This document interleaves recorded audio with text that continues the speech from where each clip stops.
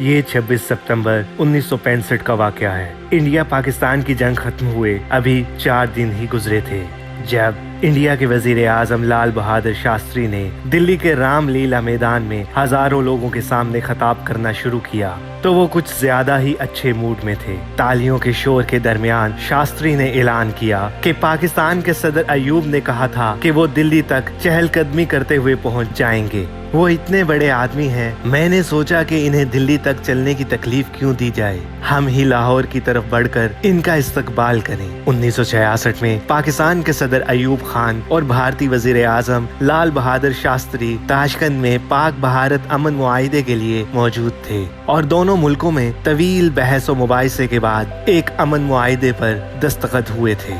इस मुआहिदे के बाद अगले ही रोज 11 जनवरी 1966 को लाल बहादुर शास्त्री का ताशकंद में ही इंतकाल हुआ तो इनके घर सबसे पहले पहुंचने वाले शख्स पाकिस्तान के सदर अयूब खान थे। उन्होंने शास्त्री को देखकर कहा, यहाँ एक ऐसा शख्स लेटा हुआ है जो इंडिया और पाकिस्तान को करीब ला सकता था।